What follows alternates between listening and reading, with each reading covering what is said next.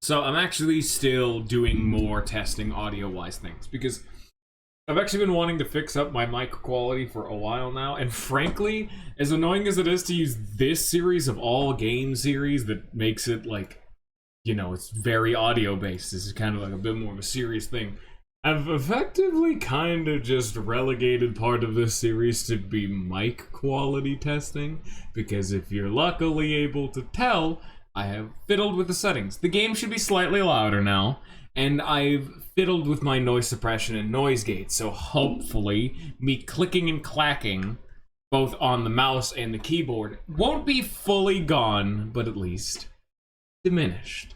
As well as it's slightly, and I do mean slightly, better about not picking up background noise. So, hello, Fours.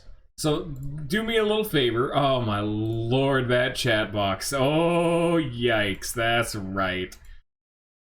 Oh, lordy. Oh, God, I forgot how ugly my starting soon chat box is. At least the be right back one's like, okay. It's not good, but it's like, okay, I haven't used the starting soon one in months. Anyway, Fours. Tell me about the audio. I meant the game audio, not me. My audio I'm actually still working with. My audio has a different problem, which I've actually already tested. It should stop picking up me clicking the mouse and clacking on the keyboard a little bit more. The same? No, I know that. I'm talking about the fucking chat boxes. Like the text on screen of you guys typing was different before. This one was thick and wide, and now I fixed it. So anyway, yeah, I hopefully the game is now louder, quite a bit louder, in fact. I cranked the audio on your guys' end, because I watched the last video, it's just a little too quiet. Which is what we want. Tell me if it gets too loud, though. Like, that's what we're here to test, because I can't ascertain that part too easily. But anyway, if you guys, actually watched the VOD, which you should have, you will remember that, hey, we got past the first door, and then we had a fun time with Seven and Snake, and we did the piano. Who doesn't remember the piano? And then we had that weird locked box that we couldn't open, and we just escaped, and we walked over a corpse. Yeah, we're in that room, but we just finished it. We just finished it. So anyway, back to our regularly scheduled program. He came out of the door into a long, straight hallway. He paused for a moment and began to turn to look behind him. Seven was bent over, apparently doing something to the door. What's he up to? Junpei had spoke more or less to himself, but apparently Seven had heard anyway. Larger man stood up, turned to Junpei. I was just putting one of the plates in there. It ought to keep the door from locking again. Now we can come back here anytime we want, right? Would you come back? Why would you want to come back here? Snake was a reasonable one. Seven thought about it for a moment before he answered. I might like to play a little piano. Piano? Come on, let's get moving. We aren't out of this yet. Without waiting for an answer, Seven started off down the hallway. Snake shrugged, sighed, and quickly followed Seven. That's a lie, Junpei thought to himself. He had difficulty enough believing Seven could play the piano, but even if he could, the piano they just left was largely useless. The keyboard is completely scrambled. If Seven wanted to come back, it was unlikely he intended to do so in order to play the piano.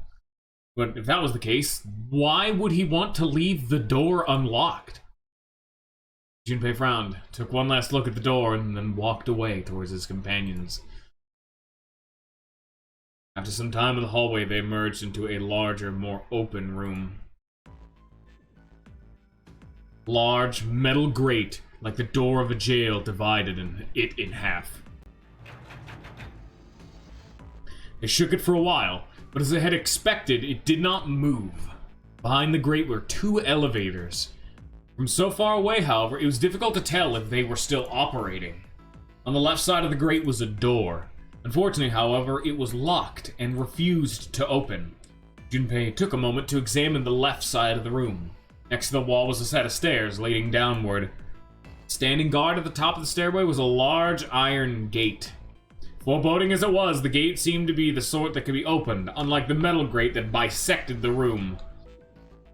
I have a new method. I'm gonna see if I can keep the mouse off the screen, because that's annoying me. And I'm the one controlling it. Dude, if you guys got theories, just spitball them. Go for it. He might be able to get it open. The female symbol? He wasn't quite sure what to make of it. Snake, naturally, was somewhat more sure. Ah, the Venus symbol, I imagine. Do you recall similar symbols near the large central stairway? They reference many of the solar bodies. Sun, Saturn, Earth. As you can see, that one is likely. Not the woman symbol, but the Venus symbol. So I assume. While they had been discussing the symbols, Junpei now realized Seven had slipped away. His absence now felt, Snake and Junpei turned to look for their missing companion. There. Seven had left them to head down the hallway, extending to the right of the stairs. Scion, I'll have you know, a lot of characters could die. We already have a confirmed dead body already. Who knows what's gonna happen, or not happen? Who knows? Maybe the ninth man's not really dead, that's just jam and jelly spread thoroughly and completely across that hallway. How do we not know that's what that room just by default looked like? It's not like the smell of burnt flesh isn't just like a part of that room. Junpei grabbed Snake to lead him in the right direction, and they both headed off after Seven. Before long, the three of them stood in front of a door. It was a French door. Junpei tested the door and realized that, unlike so many others that they'd encountered, it was unlocked.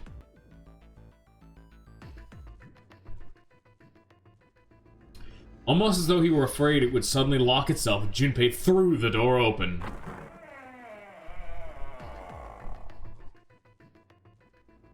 He stepped inside.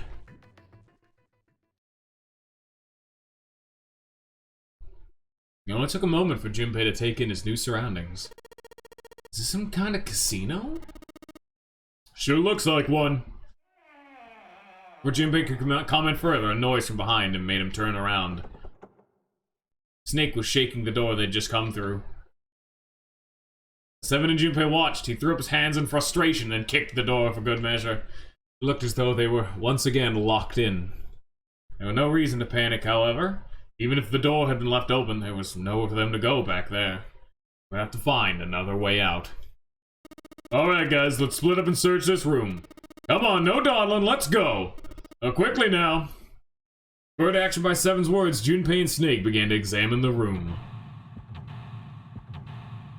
Oh, you guys thought there was only gonna be one puzzle room? Nah, psych, son, there's another one!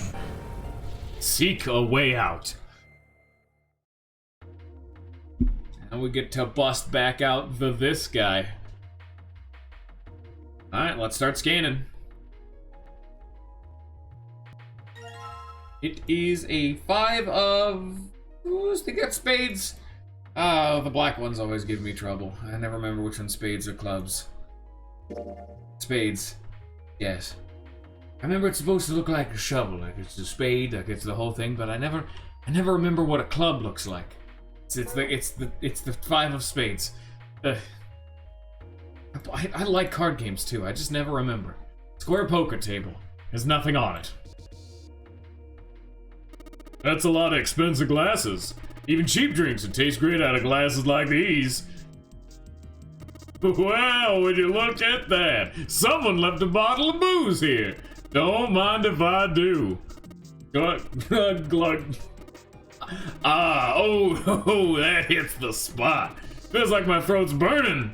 Damn, he really drank it. We don't even know how long it's been there.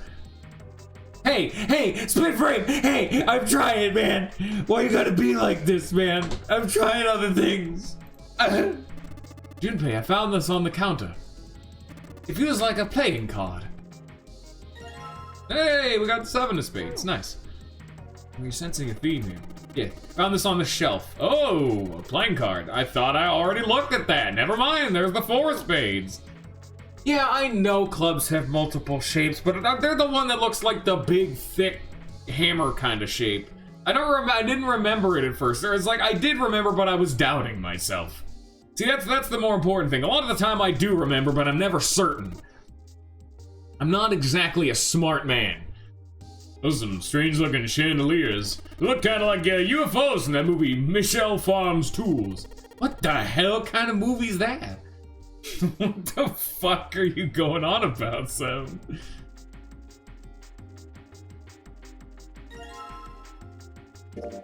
So is the audio mixing going better? Can you actually hear the music? Because guess what? I still can't.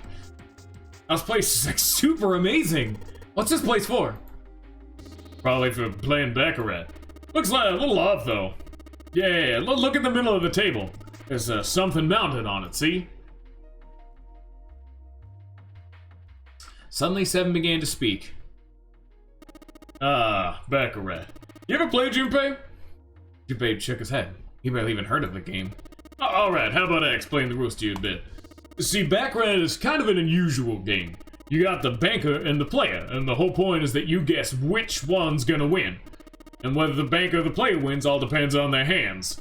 The way each hand works is different from other games too. See, you take the number from the ones you place after you add up the value of all your cards. Whoever gets the closest number to 9 wins. If your number's smaller than your opponent's, you lose. And that's it. That's the explanation, got it? Well, actually, there's a lot more to strategy, details, that sort of stuff. But what I told you sums up the core of the game pretty well. Single digit to the sum of all cards you have. Strongest hand is a 9. The weakest hand is a 0. You just ignore the number in the 10 spot. You get it? He hadn't been asked for it, but Seven's explanation rushed through it was helpful. Rushed though it had been. Although he'd only half understood most of it, Junpei now felt as though he had some grasp of how victory was won in Baccarat. However, Junpei had no way of knowing if the puzzle in the Baccarat's table in front of them made use of those rules, and if it did, in what way. No problem, he told himself. He would simply have to try everything he could think of. Feeling more confident, if only slightly, Junpei approached the Baccarat table. See a playing card behind the thick glass case. It's the 8 of spades. Hey, Seven, are we really supposed to play Baccarat? It's a Baccarat table. What the hell else are we gonna do? Stop worrying about it. It's real simple. What's your opponent's hand? Well, there's an 8 in that glass case. Alright, that's your opponent's number. If that's the case, what 3 cards do we need to get that number? 3 cards? There are a couple of indentations with the wide lines around them, right? Those means we gotta put down 3 cards. So... 2 cards here and defeat the opponent's 8. That's what I gotta do, I guess. Yeah, I think so. Something tells me those aren't the only rules. Alright, let's give it a shot. First out, I better make sure I've got the rules straight. Okay, yeah, okay, I get it. I know how Baccarat works. Alright, let's give this a try.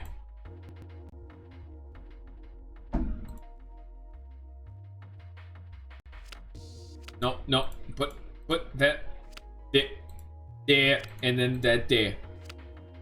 I did it. I won. I did it. We gotta go get all the cards, or else we're not a winner yet. Check out that stained glass. How beautiful. What? Huh? Stained glass is colored pieces of glass, placed together in a frame. As I've said many times before, I only need to touch it to know. I can at least discern the basic structure. Oh, poor Snake. He's not allowed to look at the... I don't know, what is this, like blue? It's definitely glass. I did not click that, good sir. A square table. Looks like a mahjong table. You play mahjong, Seven? Maybe? I don't remember exactly, but I do remember a couple of hands and some of the rules, so I figure I might have played it at some point. Excellent. Once we've vacated the vessel, I should like to play a game with you. Can you, play? As long as you tell me which tiles I'm eliminating, yes, I believe I have at least enough skill to defeat an amateur. However, I must ask you to remove the red tiles when we play. Oh, okay. I don't know Mahjong well enough to get that. Like, I know of Mahjong, but man, not enough. Ooh, illegal gambling. Heart, spades, and diamond. There's a 1 on the plate. Okay, can I do anything? Coin slot. I'm gonna guess no then. Maintained and probably still works. Okay, I'm gonna just assume I can't do anything with this yet. No, has a pretty old-fashioned design. Yeah, no, they're all the same. This one's different though. Symbols for heart, spade, and diamond. This has a 2. And this is also heart, spade, diamond. Okay, so they're redundant. Never mind. Ah, a light. Wait, did Snake just tense up? Hey, what's up? No, never mind. No need to worry. Huh? What? Oh, okay. You good? Seems his card is attached to the panel. That's very well, it seems. If you don't mind, what sort of card is this? It's a playing card. Ace of Spades, in fact. Oh, fuck, light. This is 9. Yeah, it looks like the cover's hiding something. The cover, then maybe it opens up. It probably does. Okay. Thank you for that enlightening information. Ah, damn it! This isn't exactly working out the way I expected. It's locked, isn't it? The keyhole? There is, I can't find it. Oh, there must be some way to unlock it. Let's look around a little more, shall we? Okay. Oh, yeah, that'll do something, alright. There's a weird-looking thing floating in there. Yeah, there definitely is. Didn't think I'd find a card here. That is the 6. Oh, okay. Wait, those 2 lights turned on. I heard something from the bottom of the fireplace. What was that? I heard something down there. Wouldn't even really call that a puzzle. Let's just turn on the 2 lights. Ooh, coin bag. There are a whole bunch of coins stuffed into this velour bag. Look at all these coins. Perhaps these coins will allow us to convince the machines to move. Okay.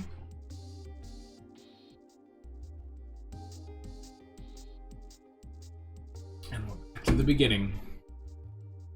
No, can't do anything over here. There's this vase right here, but I'm not allowed to click that, I guess. Super illegal. Let's see here. I'm gonna assume that it's working off the rule set of actual ass Baccarat and not by digital root rule. No, let me play the fucking minigame. Thank you.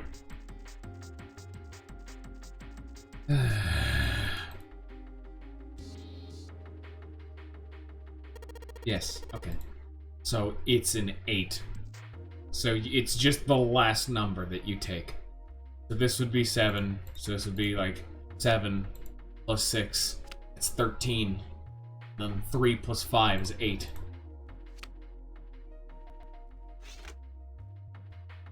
Put down these 3 cards. Yes! Open for me. Great! You did it, Junpei! You think it's telling us to take the 8 card? Come on, let's grab it. Alright. And I'm gonna guess that the 8 plus the 1 makes a 9. Because that's how math works, and then because we have a 9, we can get whatever the hell's in here. I'm just making a logistical assumption here, but let's find out. Now let's give it a shot. There it be. Okay, guess we're missing a card. Hey, alright, it opened up. Seems we have another device to contend with, yes? There's 3 slots in this one. I'm guessing that would have to be the slot machines. Frankly enough, I do actually forget a lot of these puzzles. I don't think I'm just fucking plowing through this bitch.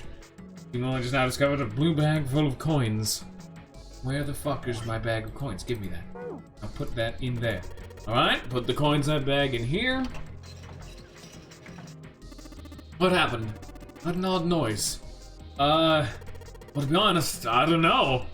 Press some of the buttons and smack the machine once or twice, but nothing happened. Oh, looks like the coin got stuck. Oh dear.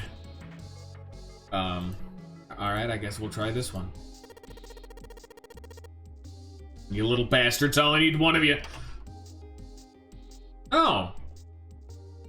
Alright guys, do you remember what the code written on the fireplace emitted by the light was the code that would tell us how to input on this slot machine?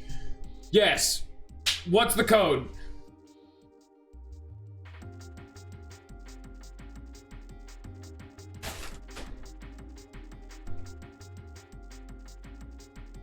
No going back to look at the VOD, that's cheating. I don't think you actually know. Oh, apparently I can't actually even input on this. Oh.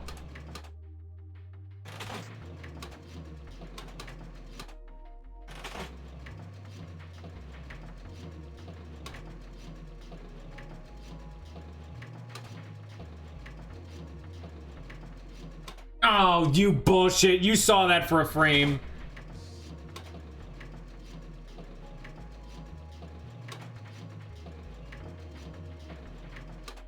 Look at that! You can literally see the 7 and then it cuts to the star. Clover, spade, heart. Okay. Which, I mean, wouldn't even work in this case, so it's, club, spade, heart.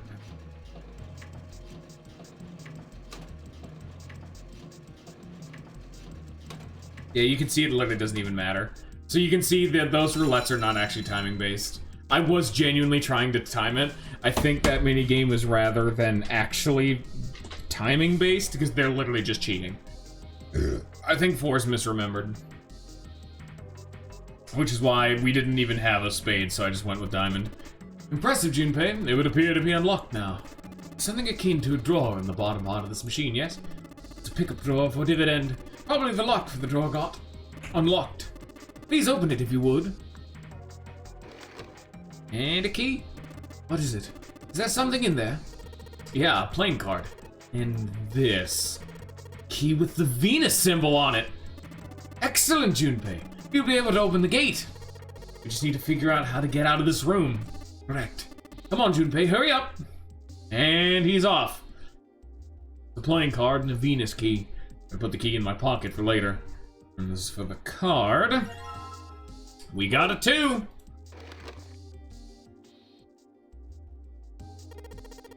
Okay, I don't think I need a tutorial for this one. That probably means we gotta make a 9 with the 3 cards and put it in the slot. Don't think I need a tutorial for this one when the answer is 2, 3, 4. Yes, that makes 9, fun fact. Alright, so I put all the cards we had left into the slots. What happens now? Yes, I did hear something from the exit. Excellent work, Junpei. Wonderful. Seems the exit is unlocked. Let's go. Alright, let's go.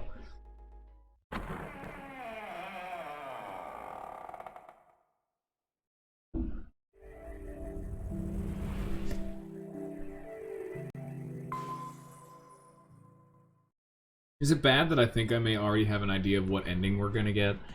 Not even because it's decided yet. I just have like a sneaking suspicion I know what ending you fuckers are gonna get.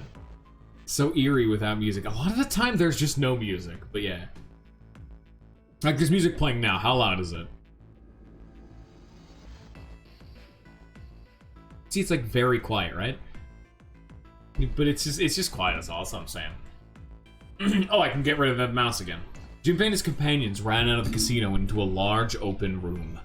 In fact, they'd been in once before. There was little surprise from them there. They already knew what the next step had to be. The iron gate still stood in place, locked tight, blocking the stairway. The center of the gate was the keyhole engraved with the Venus symbol.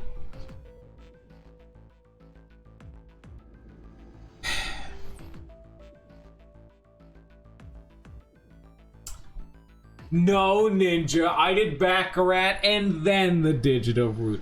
Bah! Because, I mean, both would have worked, assumedly, because, I mean, at the end of the day, it's, yeah, there's the answer, and I got it, so who cares? This time, however, Junpei had the Venus key in his pocket. Wasting no time, he pulled it out and shoved it into the keyhole. He turned it. The distinctive sound of metal on metal. He felt the lock click open. Hey, Forrest, it's not like we're on a timed, slowly sinking ship that's been bombed and flooded. Alright, let's get this thing open. No problem. Here, let me help with this one. Junpei grabbed the handle on the left side, and the Seven took the handle on the right. On Junpei's signal, they both pushed, and the gates creaked open. Yeah, I get you, Ninja. I'm just giving you shit, and that's to be expected. Sounds as though you two have opened it. We should be able to reach C deck now, I'd imagine. Snake, you're gonna be alright? I mean, the stairs... Please do not do yourself the embarrassment of underestimating me. I would be unlikely to trip even if I were running backwards. Good to hear. Let's move. At Seven's words, they leapt into the stairs and jogged quickly down them. In no time at all, they found themselves on C deck. Yep, we chose to hang out with Snake and Seven because you guys weren't here to make that decision. Ants, actually, was the only one to make that decision. I don't even know if Ninja was here for that. Junpei ran down the stairs a little further in hopes of checking on the deck below. When he reached the water, he called back up to Snake and Seven. That's what I thought. D-deck is completely underwater. At the bottom of the central staircase. So as the water below them was flat, like a mirror. It had not changed too greatly since I last seen it. It was a great relief. Junpei quickly retraced his steps and headed back to C deck. In front of the stairs were a pair of elevators. They appeared to be identical to the ones from the upper floor. Between them, attached to the wall, was another card reader. I don't remember you deciding that particular dialogue option. I remember you being here, but I don't remember you chiming in on which door to open. At least I do remember you talking about it post-mortem, but not during the time. Actually, that was another strange symbol. Hey, check it out. It's the symbol for Lotus. What? See, it's got the woman symbol, and then it's got devil horns, right? Yeah, I see it. Not two ways about it. That was a pretty good one, kid. Seven tousled Junpei's hair, which he likely thought to be a friendly manner. Junpei feared his neck might break, even though it was clear Seven had kept his strength in check. Thankfully, Snake interrupted. After Junpei's observation, he'd gone over to examine the card reader. This is the Mercury symbol. The marks you mistook for horns are a stylized version of wings and staff of Hermes. Wings and a staff, huh? Oh, she beats you with a staff and then you die and go to heaven? Sounds like Lotus, alright. Seven shook Junpei's head even more vigorously, and the younger man began to feel as though his brain was being jostled about inside of his skull. He began to feel rather ill. Once we can activate this device, I doubt the elevator will function. In other words, we gotta find a key card with the Mercury symbol on it. So I would assume. He decided to leave the elevators alone for the time being and headed back to the stairs. To the left was another hallway. There was a great many doors lining both sides of the hallway. They seemed to stretch on forever, and all three men suddenly felt very small. Oh shit, we're not gonna have enough time to check all of these, are we? Maybe we can come back here later? Let's check the other side. I think it's more of a coping mechanism for us. I'm not gonna answer any of those kind of questions, Ninja. I turned around and went back the way they'd come. To the right of the staircase, another hallway stretched out, reaching deep into the bowels of the ship. After a few moments of moving briskly down the hallway, they emerged into an area roughly the same size and shape as the one at the top of the stairs. On the left side of the room was 4 French doors. Well, let's open them up. Junpei nodded and grabbed the one closest to him. He gave it a small tug and felt it move. It was unlocked. Thrilled to have found another unlocked door, he threw it open.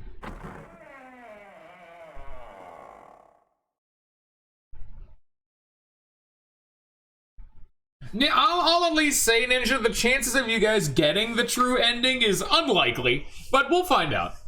We're probably gonna need to play this game a few times, but of course, it's got multiple endings. Of course we were gonna do that.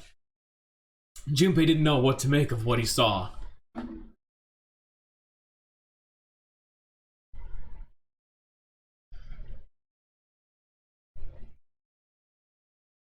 He simply stood, unable to speak.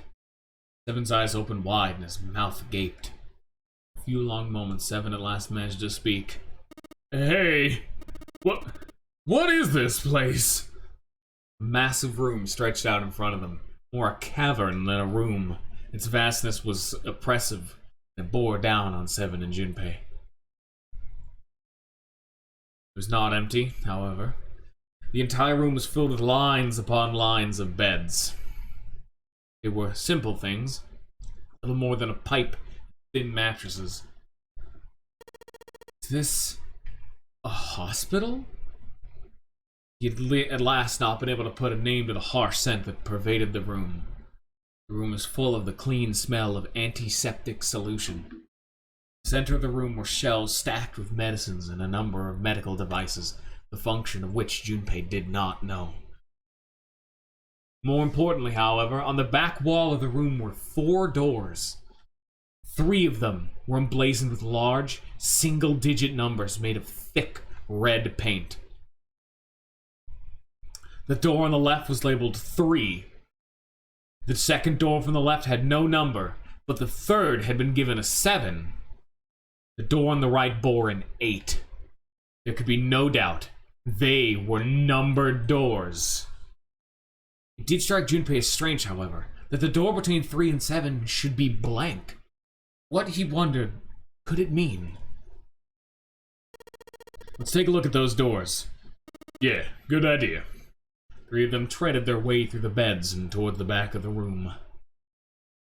Upon reaching them, they proceeded to investigate each door in turn, but to no avail.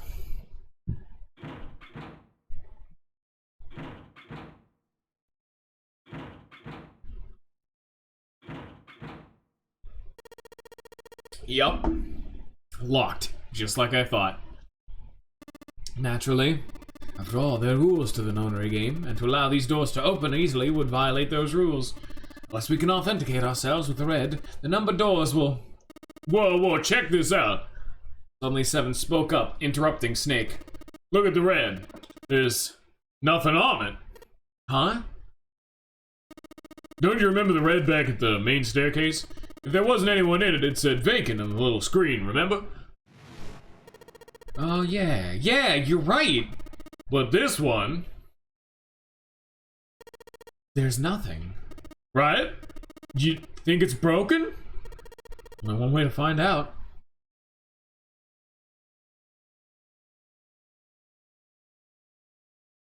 Junpei and the others put their hands on the panel, but nothing happened. The red refused to change. They tried pulling the lever and still nothing.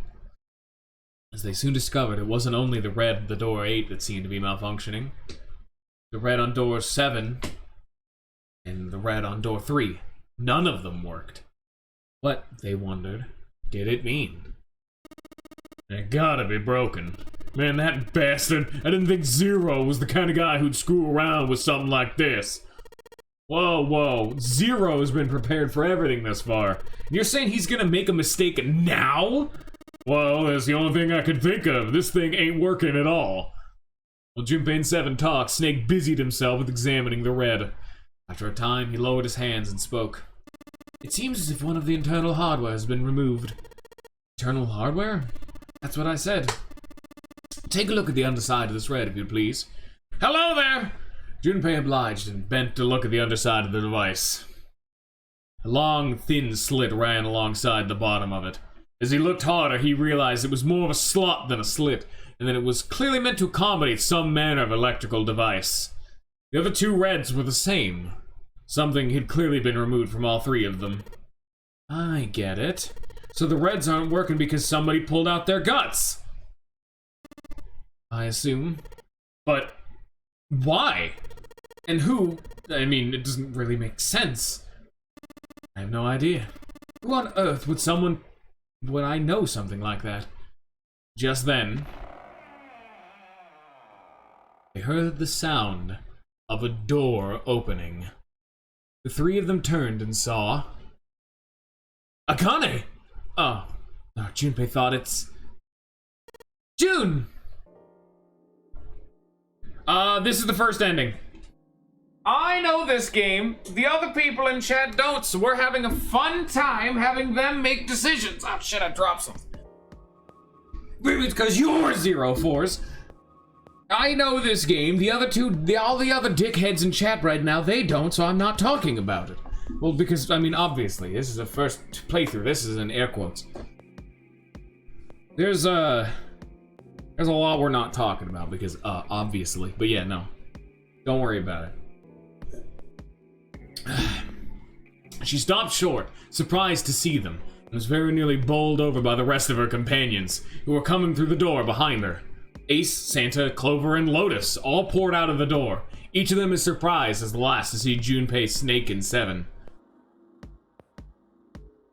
Junpei and Seven were, for the moment, at a loss for words. Hey, I did a thing! Oh, that's right, my little notifications thing is in like the weird center top of the screen. You know, let me just, oh, you can't see it anymore, but I moved it back top left because I moved that top middle because, oops, I fucked with it before. There we go. There we go. Now it's not like awkwardly hanging out in the top left, but not in the middle. What are you guys doing? Why are you... Oh, you get to hear my vain attempts at trying to read for all the characters, and it's gonna go badly. After a moment of silence and surprise, everybody suddenly began to talk, desperate to exchange information. They talked about the rooms they'd been through and how they'd ended up in the same place. Of course, none of it was very useful information, but that hardly mattered. They were happy to simply see one another again. The level of cheer varied greatly from person to person. Each one of them was wearing some manner of smile, almost though they had already forgotten about the death of the ninth man. No, thought Junpei. Perhaps that wasn't it. Perhaps thoughts of his death were what drove them to smile at one another. Not in a morbid or hateful way, no. Ninth man had died. But they were still alive. And that was something to be happy about. A sort of simple, uncomplicated joy. Junpei thought. Junpei! Shit! The joy of being alive. Still alive. He felt sorry for the ninth man, but more than anything, Junpei was just happy to be alive. I mean, ninth man was being a massive dick. He put a knife to a little girl's throat. What the fuck are you expecting? His bed, though. If the red isn't working, we can't keep going. What about the big hallway? Maybe there's somewhere in there we might be able to go. No, there was nothing there. The five of us had a quick look.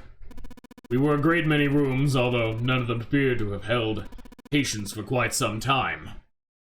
Patients? You mean all those doors are for hospital rooms? Yeah. Apparently they have a number of individual rooms, in addition to this large central room. There was a door down at the end of the hallway too, but it was locked. It had one of those solar system mark things on it. It was a Jupiter symbol. Jupiter. I wonder what it means. Confusion seemed to be the consensus. Reminds me, what's the deal with this big room anyway? What is this thing? Yeah, his name is Santa. How do you not know why? It was explained. It was Santa, 1, because he has white hair, and 2, because he's the number 3, and San means 3 in Japanese. He's Santa. Santa. There you go. Everyone has a code name except for Junpei because he accidentally got his name spoiled. Fucking June spoiling the game, god damn it, no, the main character's real name. What is this thing? Some kind of huge passenger ship?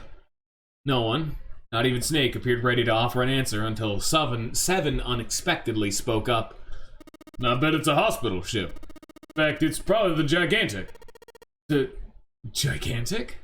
Jupiter looked at Seven, shocked both by his knowledge and the apparent identity of their prison. He was not the only one. What's the Gigantic? Seven nodded to Lotus and began to speak. The Gigantic. Ooh, lore time. He explained that she had been a sister ship to the Titanic, built in the early 20th century.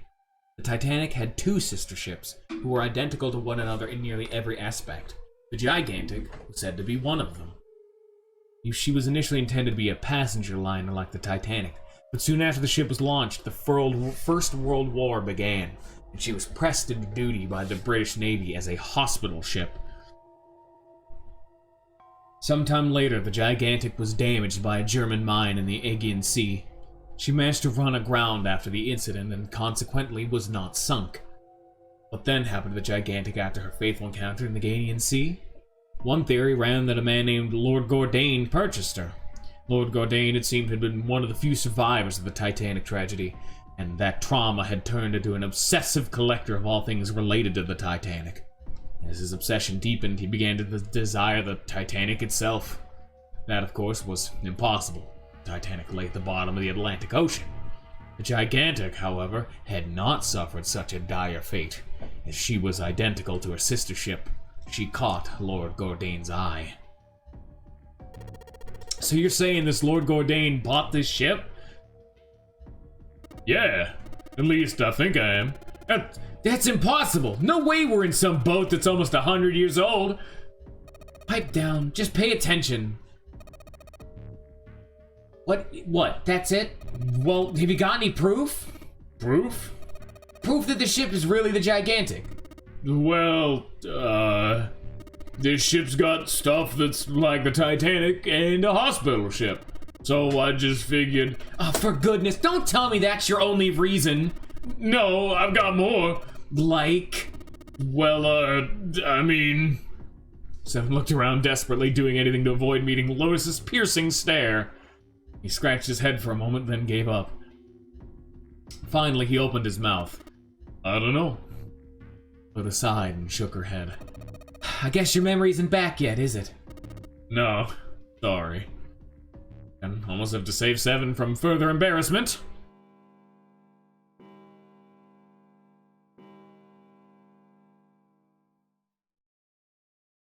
A bell began to ring. It sounded as though it was the clock at the main stairway. Junpei counted each chime carefully.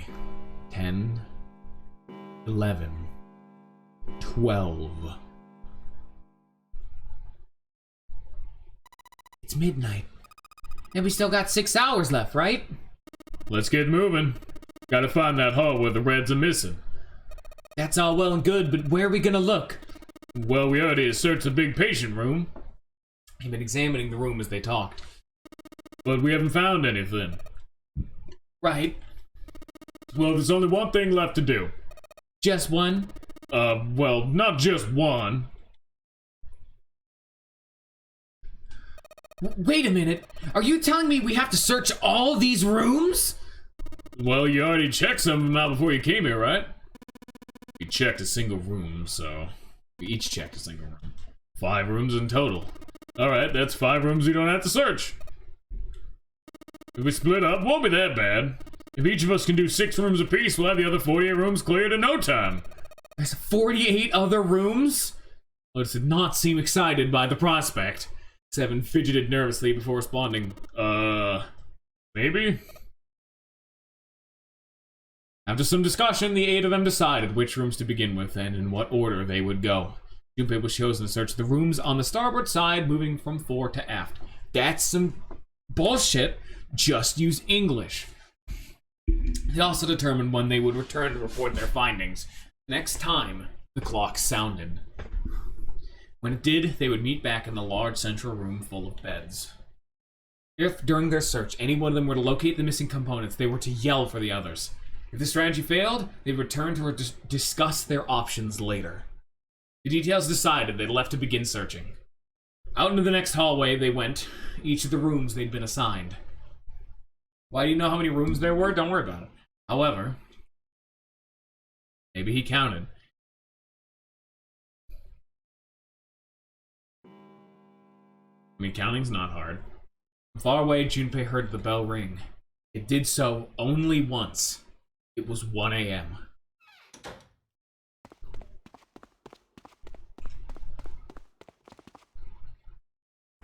He counted the doors, counted the rooms.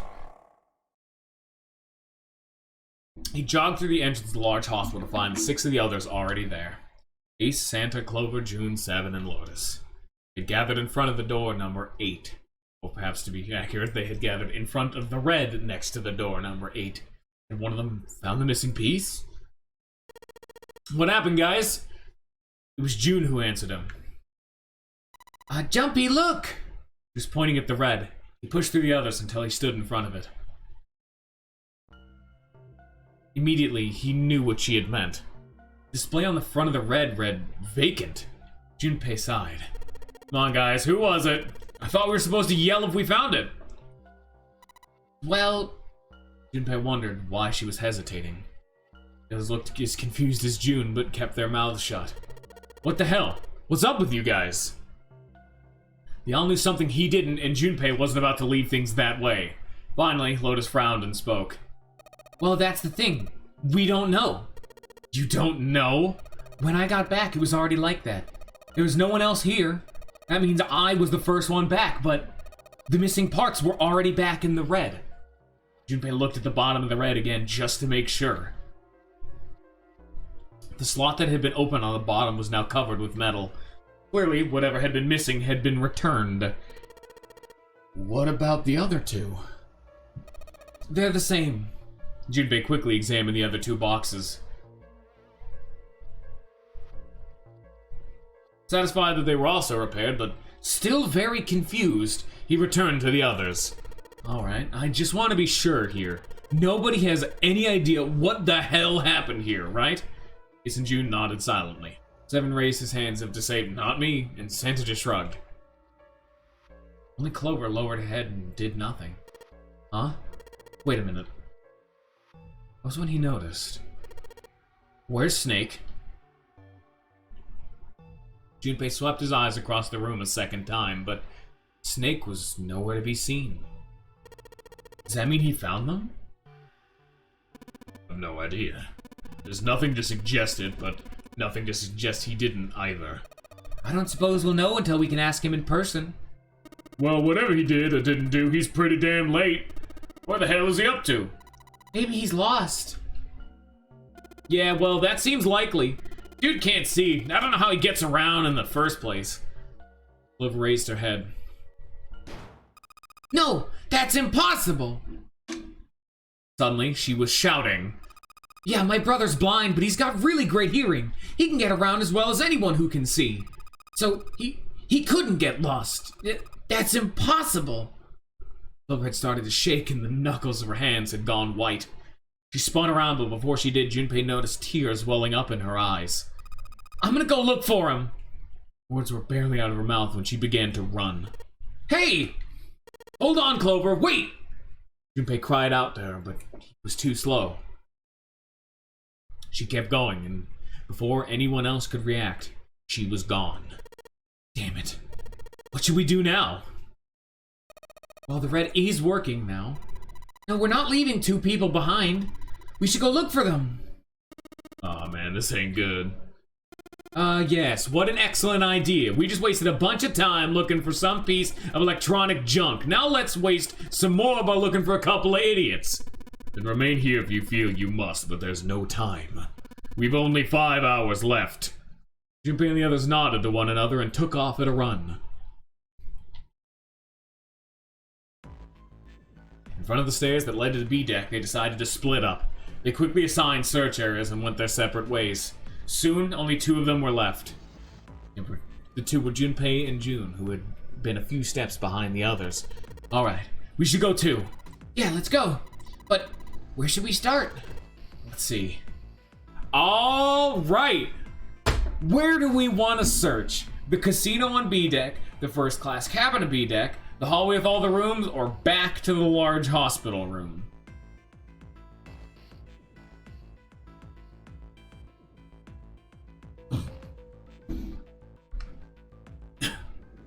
The last place you'd expect to look. She doubled back.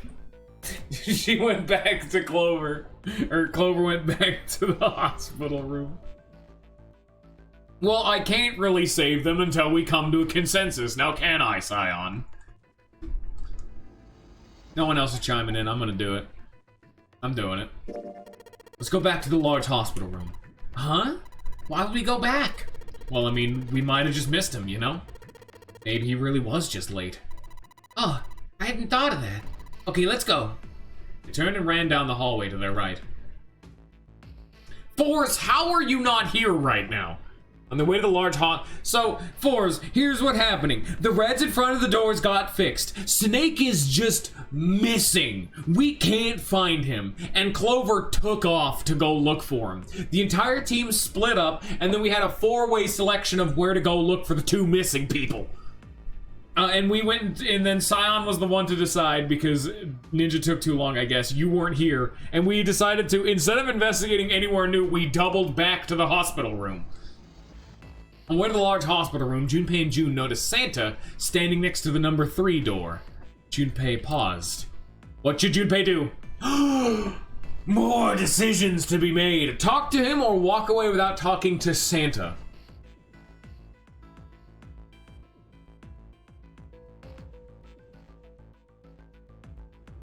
Alright, Ninja, you get to decide. Oh, fuck you. Later, nerd. Walked away from Santa. There's nothing he learned from talking to him anyway. You took June to the left large hospital room.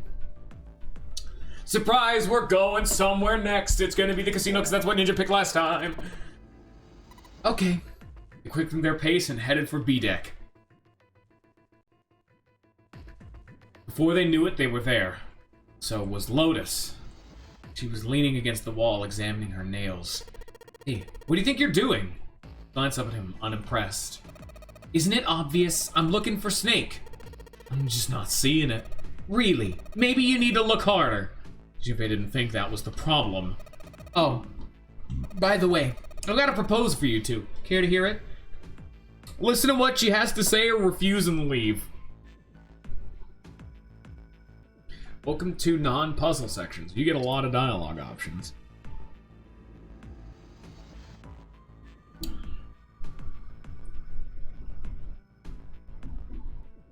Again, you get to pick, Ninja. Or I guess Sponge over here can also chime in for once. Kind of forgot there was a rogue agent. Just coming on in here being a new viewer. I swear to God, how dare my audience actually grow. Alright, I'm flipping that fucking coin. Y'all take too long.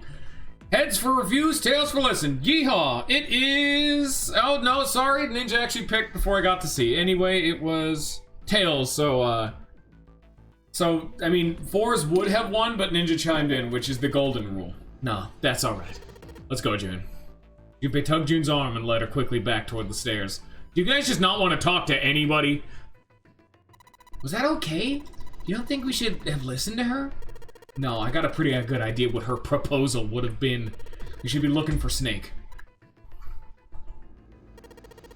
Well, where should we go next? First class cabin, the hallway back to the rooms, or back to the large hospital room again? Or we can go back again. Do it again.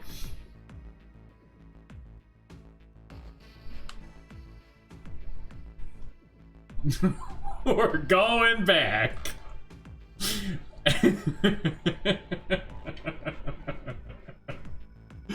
Alright.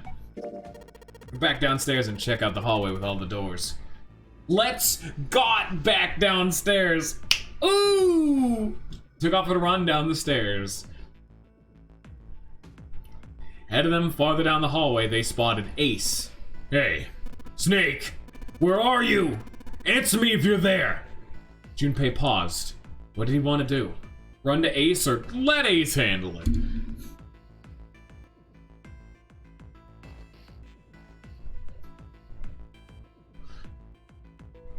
Scion's options are always the fuck everybody else, we're going back to the hospital room options. Alright, there you go. With June and Toad, Junpei jogged up to Ace. Hearing their footsteps, he turned to greet them. Hello there. Snake is... well, that's obvious, isn't it? I assume you haven't found him yet, either. Junpei nodded. I really wonder where he could have gone. Well, wherever he's disappeared to, we must find him as quickly as we can. For Clover's sake. Right. June's face looks kind of enraptured. By the way, do you think Clover and Snake are really siblings? Why would you say that? Why would you say that? The question seemed somehow odd to Junpei. Why? Well, it's obvious, isn't it? They don't look alike at all. Ace looked at him for a moment, then spoke. Yes, You know, now that you mention it, they don't. Now that you mention it. Still, there's a great many siblings who do not look like one another. It certainly isn't rare.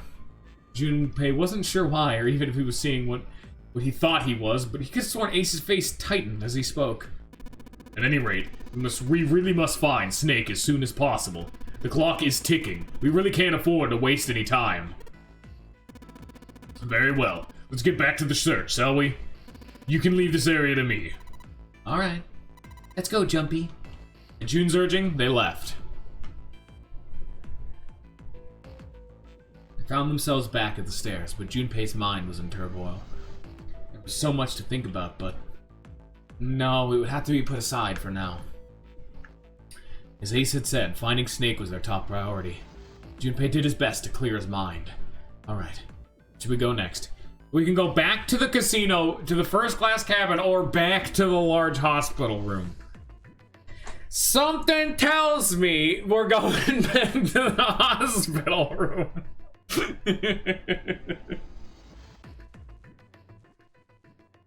God damn it, Scion.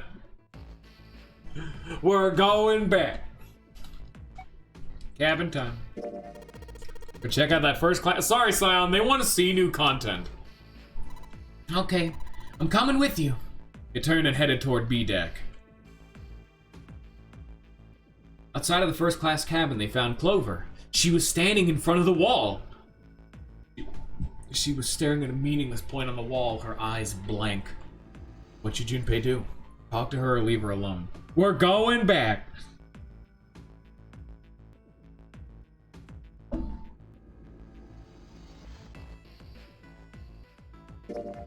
Are you alright? He did his best to sound friendly, but Clover didn't respond. Look, I know you're really worried, but, he could think of no words to say that didn't sound hollow and fake. Junpei hesitated. Clover was so consumed by worry and fear that Junpei feared it would crush her. Her actions didn't surprise him. She had suddenly lost her brother, who she seemed to have been very close to. Her voice was thin and barely audible. Huh? Lone. Huh? I said leave me alone! Suddenly she was screaming. You're so annoying! Just go away and leave me alone! Just looking at you guys is pissing me off. Go away, okay? Just go somewhere else. Stop bothering me. Junpei was taken aback. Such anger and hate. Jun's eyes had gone wide with surprise as well. Why are you still here? Didn't you hear me? Fine, forget it. If you aren't gonna leave, then I'll just... Alright, let's go, Jun. Yeah. Turned and left Clover. They did. Junpei glanced back over her shoulder to see Clover wiping tears from her face. Clover had driven home the misery of their situation, but Junpei told himself that getting depressed would get him nowhere but depressed. For Clover's sake, they had to find Snake, and fast. He did his best to push away the misery and depression, and forced a smile. So where do you think we should go next? Yeah, I don't know if you guys... So, yeah. A little nudge, nudge, wink, wink, little reminder. The way to end this sequence was actually back in the fucking large hospital room. Scion has been picking the end this segment option this entire time.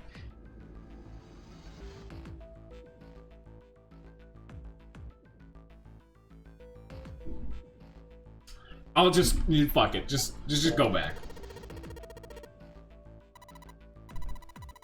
Oh, I already did it. Oh, shit. Oh, shit. Oh, fuck, I broke it. There was no... Oh, Santa's not even here anymore. Because we talked to Ace and talked to Clover. The only one we didn't talk to was Lotus. And none of you wanted to talk to Lotus, so... What's next? Okay. The casino literally isn't even an option now. You know what? I'm honestly just kind of curious. I'm gonna pick this just because I wish... Back around the casino? Oh no, you can just pick that. Now I'm curious now, like what's going on here? Okay, no, they're just gone. Yeah, they just fucked off. Okay, all of them are gone. Okay, yeah, no.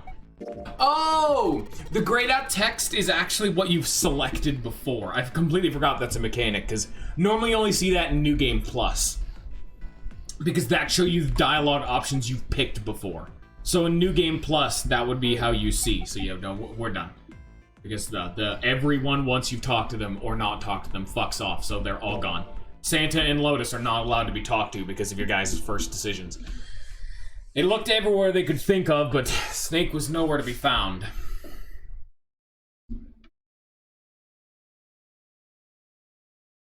Lotus looked at the 6 frustrated faces and spoke. We can't keep looking for Snake. Whoever he is, it's not here. We need to get moving. Junpei couldn't disagree with what she was saying. Snake seemed to have completely disappeared. There's no point in wasting any more time.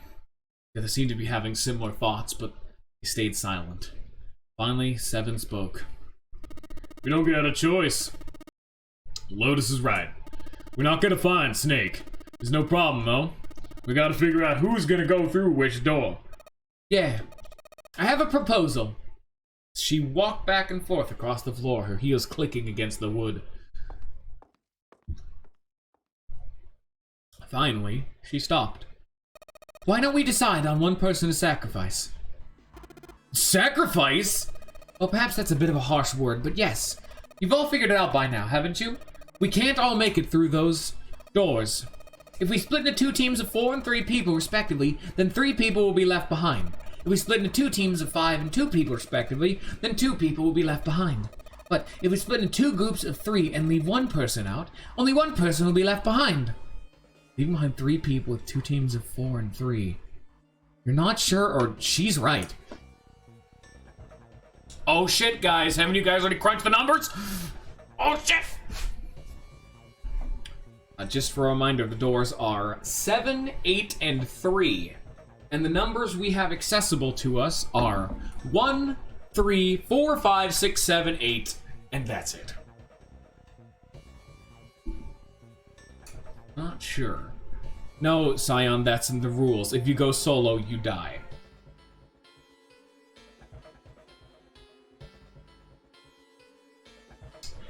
We have a 1. Ace is 1. We don't have a 2. Snake is gone. Snake is 2. We have 1. Like I said, we have 1, 3, 4, 5, 6, 7, and 8. Then do 2. You know, I'll hit not sure, because I think it'll just let her specify. Maybe I wasn't quite sure that was true. Wait a minute. Huh? 2 people get left behind if we split into 5 and 2, and 1 person's left behind if we split into 3, 3, and 1. I got that part. You can't go through the numbered doors with any less than 3 people, but if we split into 4 and 3, then why do 3 people have to be left behind? Just run the numbers. Let's say we go through door 7 with 1, 4, 5, and 6. Who's left over? That'd be 3, 7, 8. What's the digital root for that? That's 9. Exactly. But door 9 isn't here, right? That means 3, 7, 8 won't be going anywhere. That was just an example, of course. There are a lot of different combinations, but the result will always be the same. It doesn't matter which 4 it is. The 3 that are left over can't go through any of the doors. Go ahead and calculate it if you have the time. You'll see. Anyway, that's how it is. Now, if we can get back to my proposal, we only have to sacrifice 1 person if we split into 3, 3, and 1. When Seven spoke, his voice was strained. Then, you're saying we gotta decide who's gonna stay behind? Yes, we do. Given our circumstance, it's logical and morally the best solution. If the other 6 are to survive, then 1 person has to sacrifice themselves. No, that's too cruel. What's so cruel about it? To just sacrifice someone like that? Then what's your plan? Maybe we should sacrifice 2 people instead of just 1. That's not what I meant. We shouldn't sacrifice anyone. I told you that's impossible. Wake up. Whoa, whoa, calm down, you 2. Santa stepped between Lotus and June. Look, what Lotus is trying to say is that you should aim to bring the greatest amount of happiness to the greatest amount of people, right? Exactly. That's how democracy works. And for that reason, I think the only fair way to decide will be who's to be sacrificed through a vote. What do you think? No, that's terrible. I'm not asking you. Shut up. What about you, Santa? Me? Well, I agree, I guess. Alright, that's 1 vote for. Counting mine, that's 2. 7. I can't say I agree with you, but don't exactly have a choice. If we don't do something, we're all gonna die. Glad to see you get it. If I can get 1 more vote, then it's decided. What about you, Clover? Clover had moved away from the group and was sitting on one of the beds. Her whole body drooped. We didn't know if she'd even heard Lotus's proposal. Lotus walked over to Clover and gently laid a hand on her shoulder. Your brother has to be behind one of the numbered doors. We searched everywhere, but we didn't find him. Doesn't that mean he has to have gone through one of them somehow? Clover slowly lifted her face. Let's go look for him together, okay? If we sacrifice 1 person, we can go look for him. You agree with me, right? Clover nodded once. The motion carries. Lotus spun around and walked towards Junpei. Now, let's start a vote to... That won't be necessary. Ace had barely spoken for Lotus's entire speech, and everyone jumped a little. 6 pairs of eyes turned to look at him. He didn't seem to notice or even care. I will stay. That should solve our problem, yes? What? Ace! What are you saying? No, you can't do that! That won't solve anything! June's voice shook and she looked around desperately for someone to agree with her. Ace simply looked at her. June, I'm afraid you may have misunderstood me. I said I would stay, but I never said I would sacrifice myself. Huh? I trust you. Each and every one of you. I believe you'll come back for me. Whoa, whoa, whoa, there's optimistic then there's just nuts. These doors only go one way. You go in, you don't come out. If you go through them, you won't be able to return, correct? Yeah, true. That's not the case once you escape from this ship. What? Please, I beg of you. Once you've escaped, come back and rescue me. Ideally, within the time limit Zero has given us. No, that's ridiculous! There's no way we could get back in time! Finally, Junpei could hold his tongue no longer. We've only got 5 hours left. We don't even know where the hell we are. How on earth are we gonna find someone to come and rescue you? And perhaps you'd prefer to stay instead of me? Or perhaps you'd be willing to leave June behind. Ace's voice was dignified and without a hint of cruelty or malice. Junpei had no rebuttal. You see, there's no other choice. And see, we've come to our conclusion. Go on. Don't worry yourselves about me. Go. Quickly. Junpei stood frozen by indecision, unable to move. June bit her lips so hard that Junpei feared she would break the skin. Santa stood against the wall, calm and aloof. Seven tore his beanie from his head and turned it over anxiously in his hands. Only Clover stared at Ace with an expression Junpei was unable to decipher. Lotus's attitude, however, was different from the others. Good! Let's accept his kind offer, then! She smiled, her eyes bright. Ace answered with only a smile of his own. Good. I think this is the best for me. Perhaps I'll be able to take a nap. It's my age, but I get tired so easily these days. As he spoke, Ace lowered himself down to the floor next to one of the beds.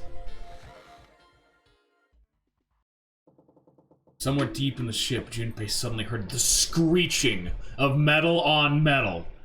It was almost as if the ship were screaming. Would it really hold until their time limit was up?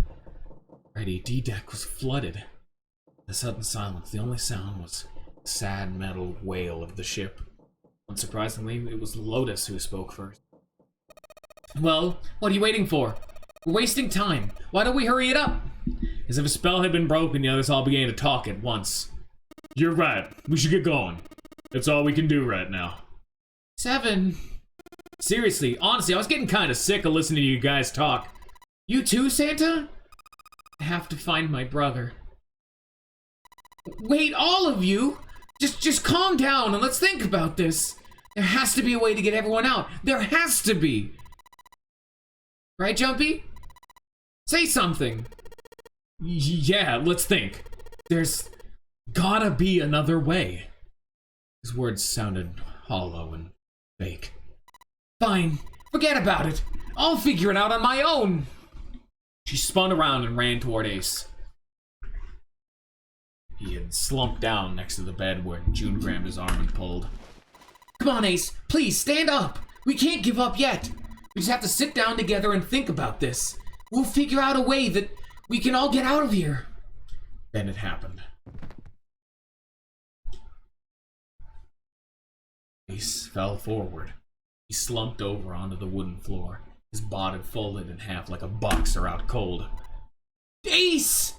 June cried out and dropped to her knees beside him. She put her arm around his neck and did her best to lift him up. What happened, Ace? Say something! She shook him frantically. His eyes fluttered open. I'm all right. His voice was weak and slightly slurred. How are you? Fine. This. He held out his left arm and slowly opened his hand.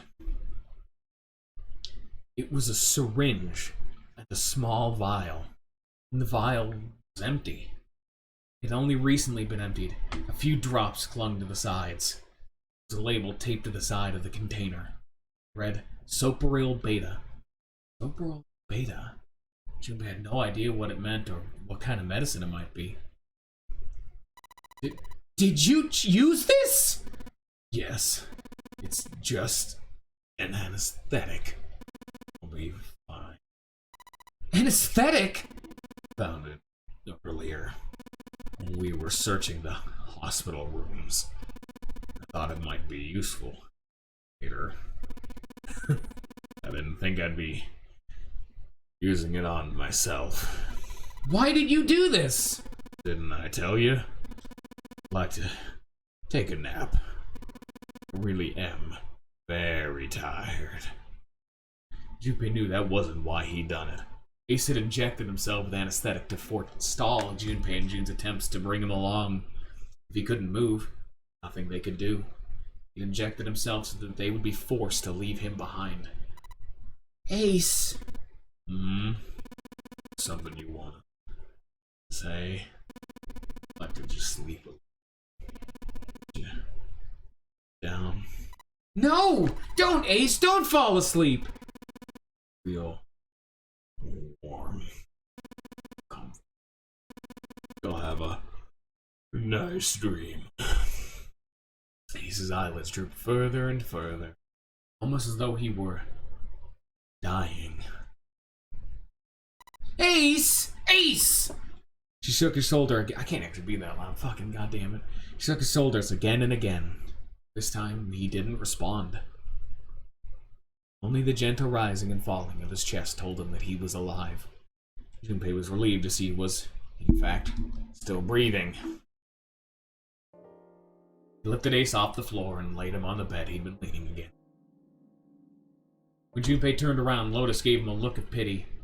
Well, we really don't have a choice now. We can't let his sacrifice go to waste, right? He wasn't feeling any remorse.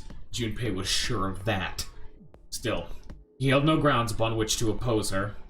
Felt wrong, but he had to agree. And suddenly, Santa spoke. Yeah, but we're not done choosing yet, are we? Huh? What do you mean? We haven't decided who's going in what door. Ah, yes, that's true. Well, enough of the screwing around. Let's decide. You first, Lotus. Which door do you want? I want door number 8. It's the same number as my bracelet number. Got it. You're 8. You're next, 7. Which one do you want? I'll take 7. Can't get along with that old lady. What? What did you just say? Her face distorted by rage, Lotus took a step towards 7. He threw up his hands and made a face like a child caught with his hand in the cookie jar. You're going to get it next time. She shook him with a glare that would have melted steel. He turned and stalked off. Alright, who's next? Santa's gaze moved across the 3 people left. Finally, they stopped on Junpei. Junpei, what door do you want? At last, Junpei's mind was already made up. 3, 7, or 8.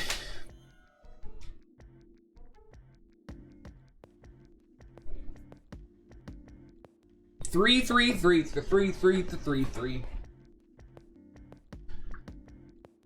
8, it has to be 8. Well, that answers our question.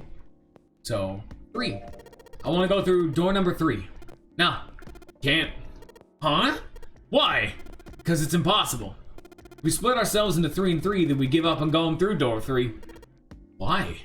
The bracelet numbers for the 6 of us are 4, 3, 4, 5, 6, 7, 8. There are 2 combinations that can go through door 3 with 3 people. 3, 4, 5, or 6, 7, 8. That's it. Of course, 2 teams can't go through the same door.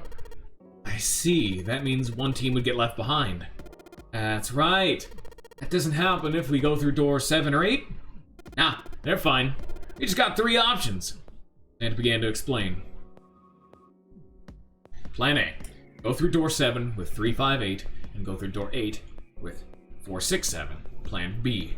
Go through door 7 with 4, 5, 7, and go through door 8 with 3, 6, 8.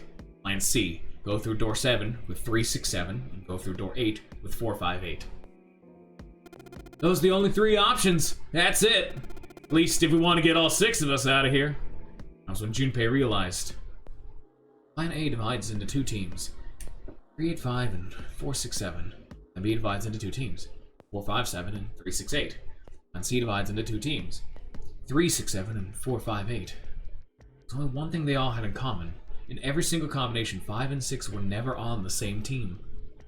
In other words, if all 6 people were to move forward, Junpei and June would be separated. June and Junpei had been friends when they were kids. He trusted her more than anyone else on the ship. If he chose 7 or 8, he'd be taken away from her.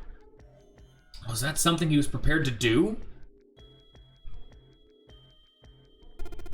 Anyway, that's the deal, so think it over. You got 2 choices, 7 or 8. Can't choose 3.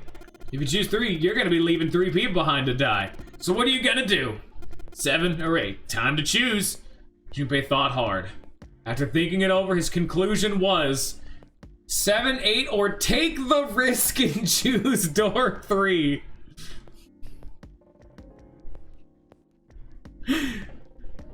You can just make that decision.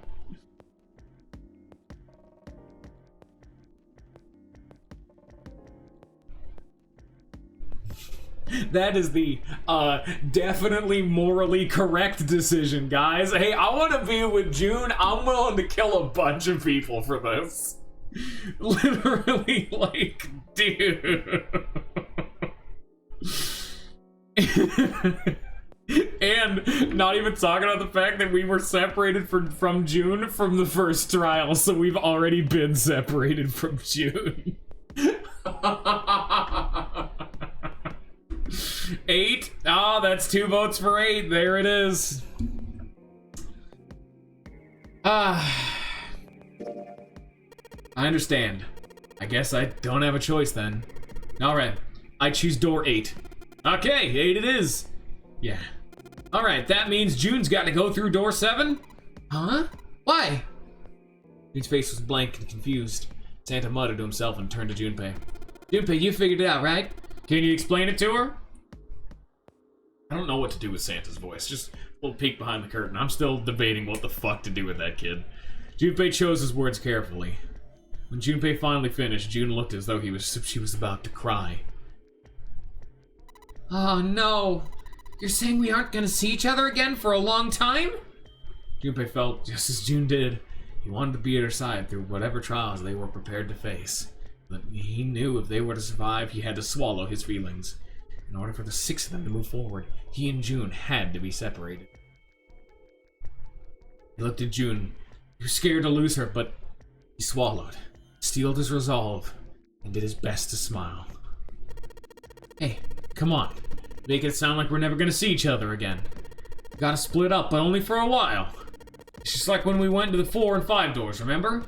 We gotta split up then too, but we all met back up. But 7 and 8 are just like that. You mean they're connected somewhere? Yeah. Probably. Probably? Didn't sound very hopeful. It was 7 that interjected. I'm sure they're gonna connect somewhere. Why? What makes you think so? Well, they don't connect. Neither team could get through door 9. In other words, the game would end right here. Zero's been on top of his shit so far. I don't think he'd blow it now. I'm damn sure that son of a bitch wants to have his fun as long as possible. He's not gonna end the game until we get through the 9 door. June said nothing. Tears were gone, but her eyes were still sad as they looked at Junpei. He met them, and with what reassurance he could manage, laid his hand gently on her shoulder. Everything's gonna be fine. We're gonna see each other again. I promise. He bit her lip and gave him an almost imperceptible nod. Yeah. Promise? The voice was barely above a whisper. Santa's voice shattered the moment. You guys done alright? He stretched and continued. Anyway, that's pretty much it. Clover and I will both go into separate groups. I figure I'll take 7 and Clover can take 8. Any problems with that, Clover? Clover looked away and was silent for a moment. Whatever. It was more of a dismissal than an agreement, but Santa didn't seem to care. Alright, we're going then. Let's move!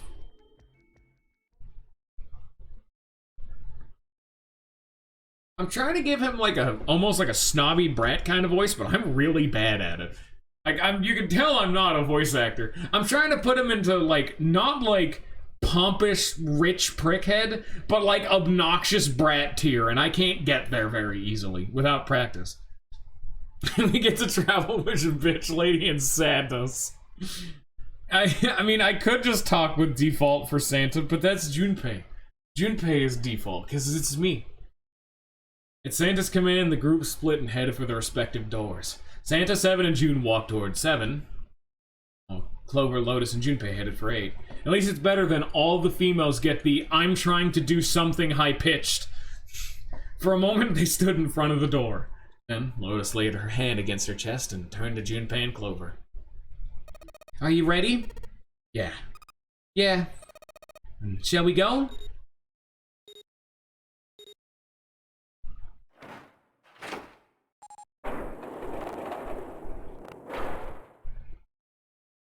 The door had opened. A narrow hallway stretched out before them. Lotus and Clover leapt through the door. The moment they did, their bracelets beeped.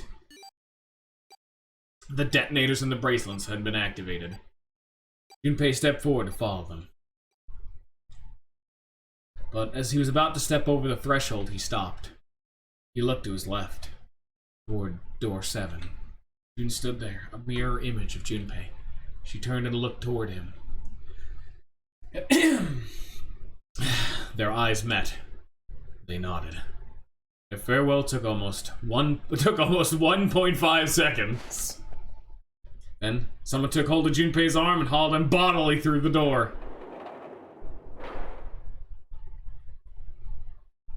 He heard the sound of the numbered door slam shut behind him. His bracelet gave to a cold, electronic beep. 81 seconds left! Hurry! Lotus snapped at him and ran to the dead. Junpei and Clover followed her as fast as they could.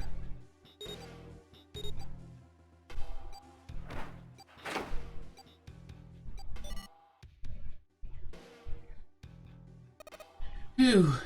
It stopped. With a shaking hand, she wiped a few beads of sweat from her forehead. Clover, however, was calm. Aloof, perhaps.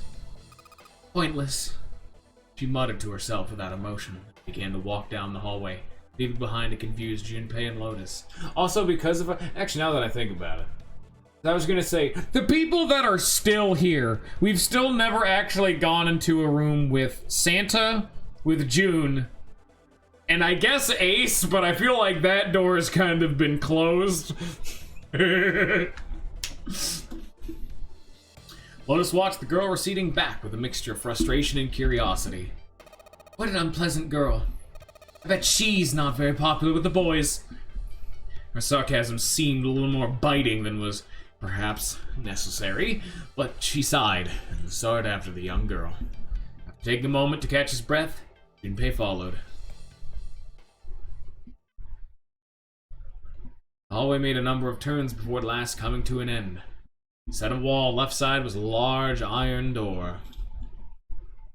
For a few minutes, They stood in front. Minutes? What are you doing? They stood in front of the door, examining it.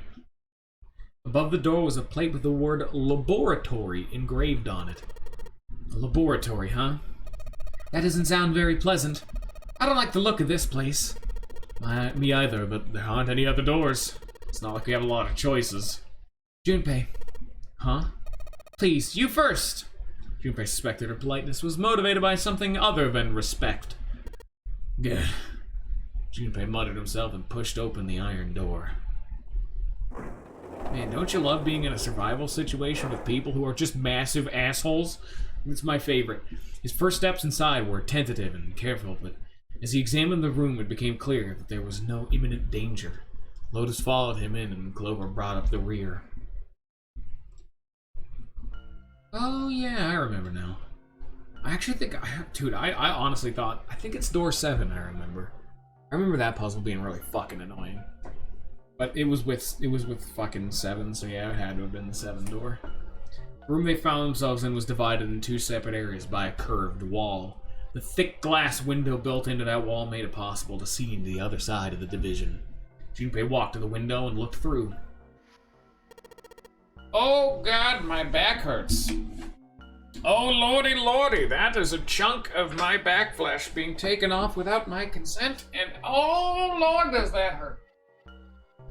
Oh no! Do not get back problems, children. Oh. Okay, let's hope that fixes it. If not, we're gonna be done real fast. What the hell? He wasn't sure what else to say. The center of the room, shaped like a quarter circle, a mannequin lay on what looked like a medical exam table. That looks so creepy. Junpei jumped a little. He hadn't noticed Lotus come up next to him. You don't think that thing is gonna suddenly sit up or something, do you? Well, I don't know. I mean, look at all those cables sticking out of it. If we press the wrong button, I don't know. Stop it. Just thinking about it is terrifying. She was gripping her arms, the knuckles in her hands white. It was then that Junpei noticed Clover. She was still standing near the entrance of the room, facing the appearance of calm, but it was drawn and somehow sad. There was something almost pitiful about her. Junpei walked over to her and, as kindly as he could, spoke. Are you okay? Clover looked away. What are you talking about? I'm just worried about you. You've been real quiet. What? I can't be quiet if I want to? Well, I mean, of course you can, Okay then. I could be quiet if I want, just leave me alone, okay? You had 2 doors on the first choice. The first choice was door... I forget, but, I believe the first door was going to be Lotus, Lotus, Junpei, June, and Santa. When the other door would have been Snake, 7, Ace, and Clover. 4 and 5, I believe. Yeah, that makes sense. So we haven't seen door 1, door 2, door 9, because, obviously. We've seen 3, we've seen 4, 5, we don't think we've seen 6. So 1, 2, and 6 we haven't seen yet. 1, you know I can't do that. We gotta work together. Clover bit her lip and was silent for a moment, then suddenly, Junpei, you just don't get it! The cry took Junpei by surprise and stumbled backward a few steps, alarmed. My brother's not the kind of person who just leave me behind! Something happened to him. Something bad. Junpei had nothing to say. Lotus jolted from her mannequin nightmares by Clover's voice and turned toward them. What happened? Clover's eyes slid to Lotus, then back to Junpei. Look, just don't bother me, okay? Leave me alone. Finished, she turned around. Before Junpei or Lotus could say anything, Clover had begun to walk quickly away. Hey! Wait, Clover! Hold on! He might as well have been talking to a wall for all the notice she took of his cries. Not even slowing down, she made for a doorway cut into the wall in front of her. Without even slowing down, she passed through the doorway. Great! And without warning, an iron gate fell from the ceiling like a portcullis, sealing Clover in. What the heck? What's going on here? Clover grabbed hold of the iron bars and shook them as hard as she could. Hang on! I'll get it open! Junpei grabbed the bars and pulled. In a moment, Lotus joined him. The three of them pulled as hard as they could, but... Ah! Oh, they're grunting. Damn it. It's not moving. Wait, are you just gonna give up just like that? I'm not giving up. This has gotta be another one of Zero's puzzles. If it is, then there's gotta be a way to open it. Junpei nodded. Just what I was thinking. Now, all we've gotta do is find it. Lotus and I can look around out here. Clover, you're gonna have to see if you can find anything in there. Oh, yes, I'm on it!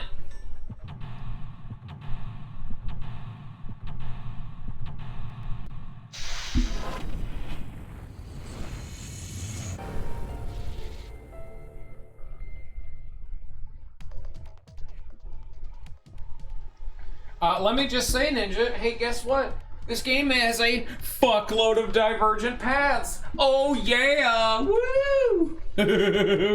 This game has a fuckload of endings. Junpei, do something, please! Okay, well, that does not help me. A window made of really thick glass. I don't even think bullets can break it. Silver handrail. Hello there. Okay. Ethanol. A part of alcohol. And that's what guys. Kind of technically. That's more science. Come on, make it go straight up. This is very important to me.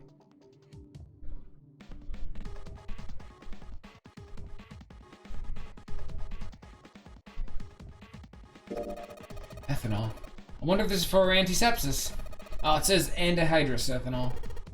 Anhydrous? Anhydrous, but that different from regular ethanol? Oh, come on, that's common knowledge. Anhydrous ethanol is a powerful cleaner. It can even erase marks left by a permanent marker.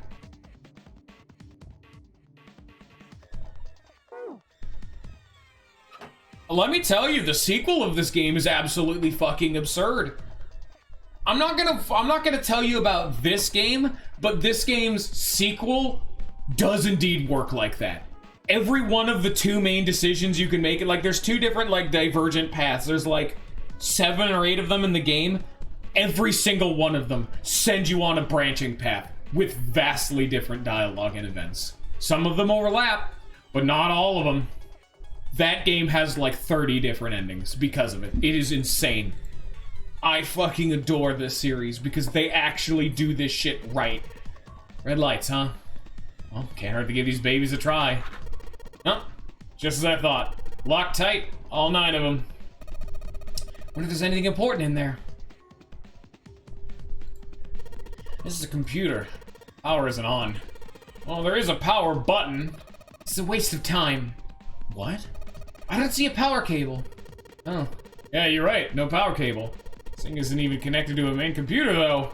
Got a monitor, keyboard, mouse, but that's it. Just sticking the power cable in isn't gonna do anything. Oh, I don't know about that. Huh? Okay. Yeah, that's a monitor. Fucking Junpei's just a dumbass. Like, Lotus got that shit. Hands the clock have stopped moving. Clock may stop, but time goes on. No time to screw around. Need to figure out a way out of here. There are 2 levers here. I think they activate something? Oh, why don't you move one? Alright, I'll give it a try. Nope. Doesn't look like anything's happened. This is a keyhole. This looks like a keyhole for the activation key. What if time was at... That's the big reveal at the end of the game. Time has unfortunately been stopped. Like the ship hasn't actually stopped flooding. Like, D-Deck got flooded and the water didn't actually stop. Time just froze. Zero's a Time Lord, and when 9 hours runs out, that's when the time stop ends and the water just keeps going on its normal path. I think the thing's supposed to power the machine in the other room. Well, it doesn't appear to be doing that. Wonder how we're supposed to turn it on. Probably with the key. I wonder what this cable's connected to. Okay, one side of this thing is in this room with us. The other side extends into the laboratory where Clover is.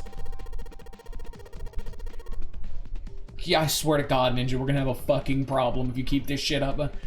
The beatings will come, if not from me, then from your family when they realize how much disappointed you're being in Twitch right now. The connection to the device and the laboratory. There's a lot of stuff here. I don't know how we could use any of these. I can say for sure I do know how to use at least one of these. One of these things. Which one? The one on top. I think it's a power cable. Power cable, huh? Take that. Hey, look, 3 prongs. It's definitely a power cable. You remember if we ran into anything that didn't have power? No, that couldn't be. Nah, I don't know what you're talking about. No. So, one end... No, okay, we go to the monitor and the other end just plug it under the desk. Okay. Huh? Well, shoot, I can't use this. What's wrong? The cable has 3 prongs, but the socket only has 2 holes. It's not gonna fit, is what I'm saying. In other words, we're gonna need a plug to change the power cable to one with 2 prongs. That's right. We need a converter! Bye-bye, we're probably gonna be done after this dungeon anyway, because my back is killing me. That's a problem. Not to mention my throat. I need to go to the bathroom. I got a lot of problems. This entire series will probably be short because my throat's starting to get raw again. Even without the back in the back in the bathroom, my throat gets tired of this game real fucking fast. This dungeon, baby. Oh yeah. I don't think Zero would let us out of the room quite that easily. I wonder what this is. This thing here looks like a voltmeter. And this is control for that? Gosh, there's so many dials. Why don't you try turning one of them? Nope, nothing. There's no power here, guys.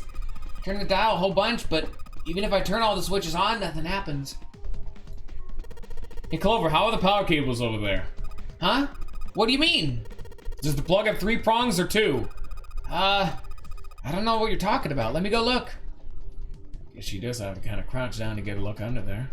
That cable on the monitor has, got 2 of those little metal things. What does that mean? That's it. Okay, can you unplug that cable and bring it over here? Okay, but... But? Well, I can unplug it, but it's connected to the main computer. I can't take it over to you. Damn it. It's no good then. Well, how about just the plug? What? The plug. No, maybe more like a connector? It's a sort of thing that makes the plug with the 3 metal thingies and the thing with 2 metal thingies. Still useless? No, not useless. Not useless at all. That's just what we were looking for. Okay. Can you hold on for a little bit? And back down she goes. All right. Unplugged. I'll hand it to you over at the bars, okay? This game is actually timed. It's a rack. There's a bunch of cables on it. Somebody cut the outer stuff off the cables. I can see the wires inside. I don't know what kind of table this is, but part of it's all black. There's a pen line over here. Somebody probably used it to make the table black. Oh, well, they only used the pen on one part of it. There's probably something underneath all that pen. Oliver, do you think you can erase it? Yeah, sure. Oh, this is permanent marker. Junpei, do you know how to erase ink from a permanent marker? Hello, Sonora! Erase ink from a permanent marker, huh? I wonder what they washed here. There's all these weird colored stains all over the sink. Guess this drain is for water, huh? Oh, there's nothing here. We're playing the puzzle game. Oh, those are stairs I just came down. The bars and the gate are just above me. Oh, yeah, you know. Welcome to fucking sick-ass puzzle game. It's very serious, sad puzzle game, but it's a puzzle game. Here, the 2 prongs plug. Thanks. We got a 2-prong plug. It's 2-prong plug that we can use to convert the power cable. Oh god. Hiccups. Okay, put the 2-prong plug on the head of this power cable and just skablamzo. And then we come over here. Here's your ethanol. Clover, use this ethanol. You should be able to wipe off that permanent ink with it. What am I gonna wipe with? Oh, well, your clothes, of course. Just kidding. Please don't look at me like that. You're scaring me. Okay, I need to give her a cloth, I guess. Fucking bitch. Boxes. What's in the box? Looks like it's quite full. As far as I can tell, it's a bunch of notes about some kind of experiments, but it's all really technical and stuff I don't really get. Junpei, you're not too bright, are you? Huh? What are you trying to say? The cable! The plug! You still don't get it? Of course I do. What? What do you mean? Oh, you didn't reselect the item? I thought they were just ripping on Junpei for no reason. Apparently getting rid of an item unselects them. Okay. Normally it auto swaps. Bitch. Let's get going. Let's just plug this thing into the monitor. Alright, that ought to do it. Alright, let's turn the power on. I don't think anything's gonna happen. Why not? Well, it's not connected to the main computer. You never know until you try.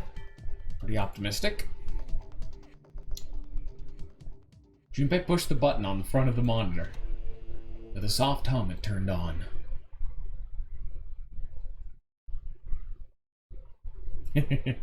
Streams of letters that made no sense to Junpei began to scroll across the screen.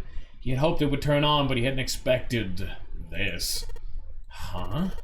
It's actually working? So it would seem. Isn't this kind of weird? What? Well, it's not connected to the main computer, right? It's just this keyboard and monitor. Only cable connected to this thing is the power cable we just plugged in.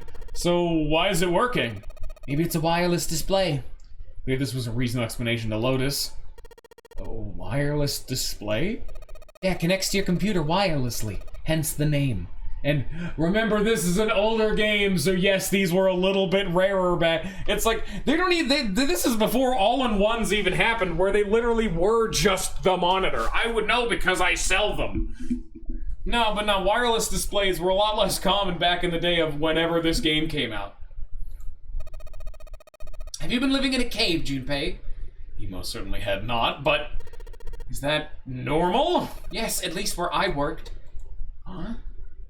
At least they spoke. The lines of letters suddenly stopped and disappeared. Only thing left the screen was the word pass followed by a colon. Looks like we need to enter a password. Again, there must be a hint around here somewhere. Go take a look. Yeah, I'm on it. What are you gonna do? I'll see if I can do something about this on my own. On your own? Yep, on my own. Lotus pulled over the nearest chair and dropped herself down onto it in front of the keyboard. For a second, she stared at I kind of forgot what Junpei looked like, and I've played this fucking game before. The second she stared at the screen, she kneaded her hands, knuckles popping, and twisted her back left, right, then... Alright, let's kick some ass. Lotus smiled to herself and rubbed her hands together in anticipation. Then before Junpei had time to blink, she was typing at an incredible speed. The click-clack of the keys running together like machine gun fire. What? Junpei was, for once, at a loss for words. Didn't expect that, did you? Of course I didn't. What kind of job do you have? What are you? I'm unemployed at the moment. I used to work for a cybersecurity firm, but I quit. Why? Lotus blinked. Huh? Oh, it was just something. She stopped typing for a moment and her face fell. This is not an avenue of questioning to be pursued, Junpei realized, and quickly shut his mouth. Lotus' fingers began to move again, and in a few seconds she was back up to speed. As she typed, more letters and symbols that meant nothing to Junpei began to pour across the screen. And I was also thinking dress code. I'm like, there's no way you went to work dressed like this. What are you doing now? I'm gonna try and brute force it. Brute what? A brute force attack is... well, the short version is I just attack the thing head on. The long version, looking up or slowing down, she began to explain. A brute force attack is one of the simplest ways to break a cipher, she told him. It checks every possible combination until it finds the right one. For a complex cipher, it can take a very long time. The thought of doing something like that made Junpei feel tired, but Lotus explained that she was writing a program that would just run such an attack on its own.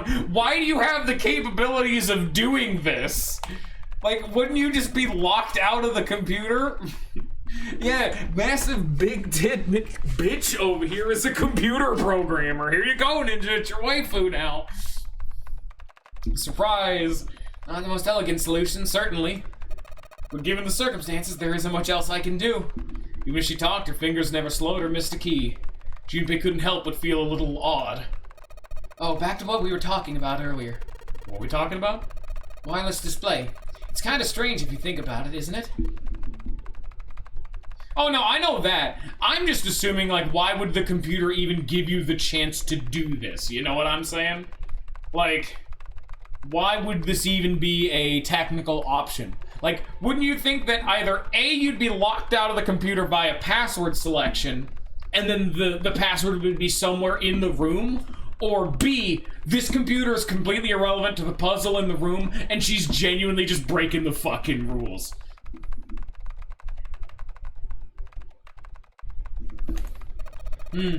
How do I put it? Well, let's say you write a program that calculates an addition problem for you. All right. You enter 1 plus 1. Screen will show you 2. See, isn't that strange? No, not really. Oh, come on now. Of course a caveman like you would think it was strange. You said so just a minute ago. Passwords written under the ink, yeah. Lotus is just going full ape mode. We're brute forcing this puzzle, baby. Yeehaw! You're just not getting it, are you? Who calculated 1 plus 1? The, main computer, right? You said it's connected to the monitor wirelessly. Yeah, but someone who grew up in a cave wouldn't know that, right? They probably think this thing here, the monitor, is doing the calculation. And once they've decided that, they'll start examining this monitor. They might poke the screen or something. Oh, I see, the color changes when I press it here. Then they might investigate the hardware on the inside. Ah, I see, this wire supply has power. Eventually they might even cut the wires. Ah, yes, just as I expected. When this wire's cut, no results appear. Therefore, it must be this device which does the calculations. Huh? Truth is that, just like you said, the computer is doing the calculations. But these cave people wouldn't know that. Because they have no idea that the monitor and the computer are connected wirelessly. Lois continued to type. Junpei scratched his head. So, what are you trying to say? Nothing, really. It's just, I thought maybe, what if the relationship between human beings and our brains is like that? Uh-huh. Let's just say you stick a bunch of electrodes into a part of the brain. Scientists examining the signals send out might say, interesting. So stimulates part of the brain causes the person to see colors. Must mean this neuron cluster controls that function. Okay, let's see what happens when I cut out this part. Ah, just what I thought. Cutting off this part caused that function to cease. Therefore, human thought process must occur in the human brain. You get it? Just like that, this monitor. Maybe the brain is just an output device, like this monitor. Maybe our thought process actually occurs somewhere else in a main body. We just don't know it. Never even think about it. Just like those cave people wouldn't know about wireless communications. You can't imagine that there's some unknown medium that transfers information into our brains, where we experience that information as thoughts. I didn't say anything. Not so much because he had no retort. No, her argument just seemed silly, and he was a little surprised in hearing something like it from someone like her. Brain's just an output device? Thought actually occurs somewhere else. Lotus really think that? He wondered. A little creepy, Junpei thought. It sounded altogether too much like a bizarre cultish religion. Maybe that's the case of Seven's amnesia. Oblivious to Junpei's increasing discomfort, Lotus continued. His memory is actually stored somewhere else in some sort of main body. Somewhere. Maybe he hasn't forgotten anything at all. He's just having a difficult time accessing his memories because the monitor, his brain, has been damaged. I suppose that would explain aphasia and blindsight, too. Perhaps he actually can speak or see. The monitor just isn't functioning properly. I guess people with prosopagnosia could suffer from the same thing. Wait a minute. What? He knew that aphasia was from watching medical dramas on TV, and blindsight was easy enough to guess, but he never heard of the word prosopagnosia. I misread it. Prosopagnosia. What, you never heard of prosopagnosia? Lotus spun around in her chair to look at him. Junpei just shrugged and shook his head. Nope. What is it? To put it simply, it means a condition where the mind can't distinguish between human faces. In other words, my face would look the same as Clover's, or even yours. They can't remember faces, which is how most people recognize each other. It means most people with prosopagnosia have trouble recognizing even people they're close to. Usually they can make do by associating people with other things, their voices, their clothes, their hair. Other people's faces look like blanks? No, I don't think so. You've seen monkeys, like, in a zoo, right?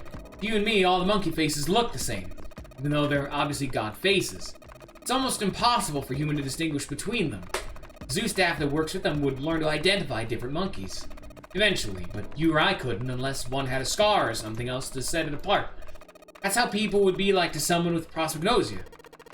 Prosopagnosia, huh? Didn't even know that kind of thing existed.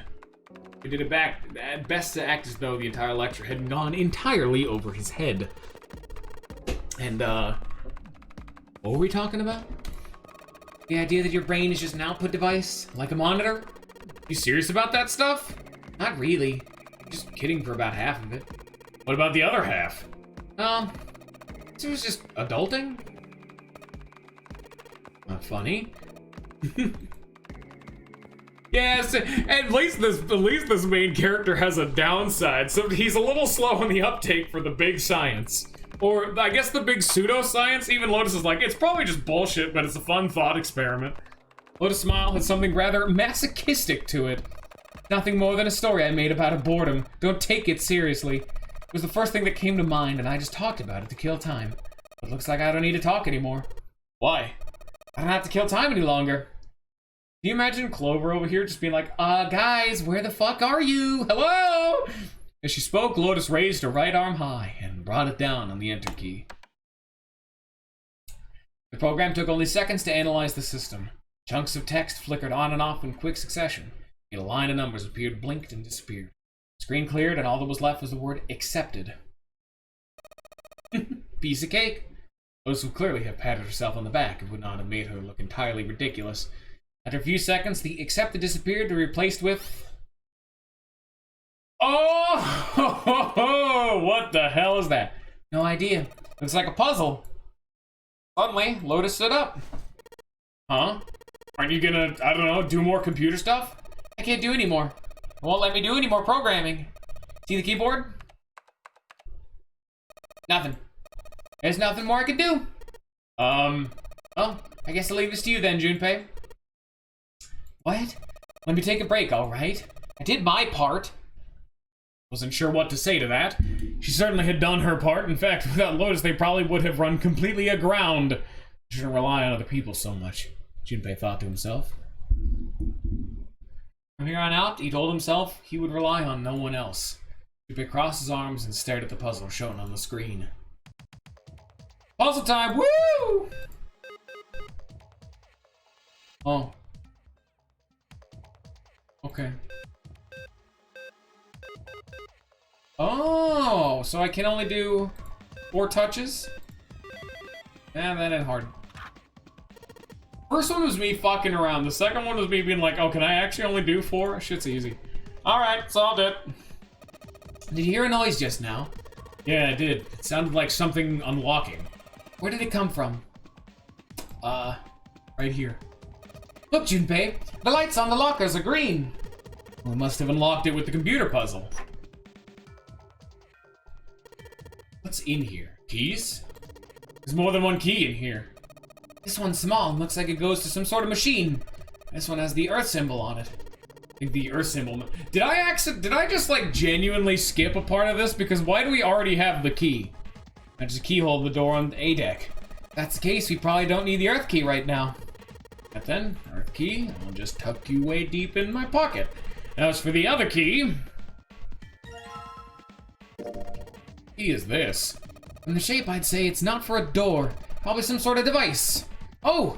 What is it? I wonder, do you think maybe this is the activation key for that thing? Activation key? Yes, it has to be. I feel good about this. Junpei is not a computer man, as you can tell. Just that moment, you heard a voice behind him. It was Clover. Hey, Junpei, can you have a minute? He put the puzzle aside for a moment and walked over to Clover. What's up?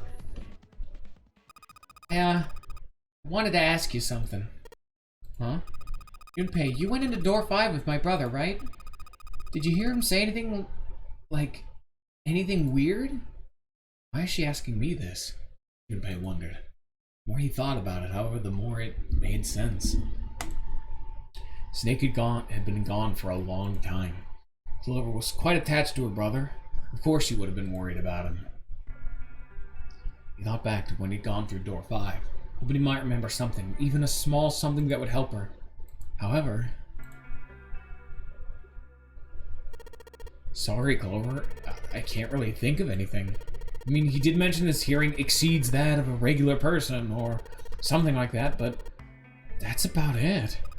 Okay. Clover's words were barely audible. She nodded vaguely to Junpei and turned to walk away. Hey, wait a minute. Look, I don't know if I should ask you things, but if you don't mind, I was hoping you could tell me if, Snake, I mean, was he born... Talk about his eyes? Yeah.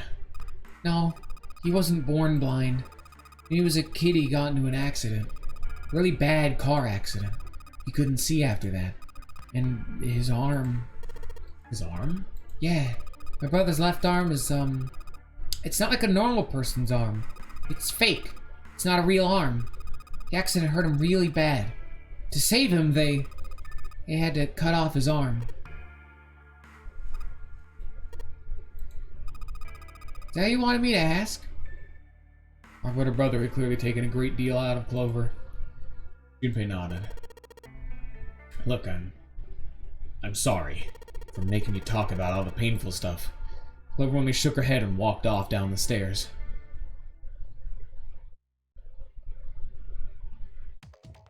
Okay. Sorry. This key.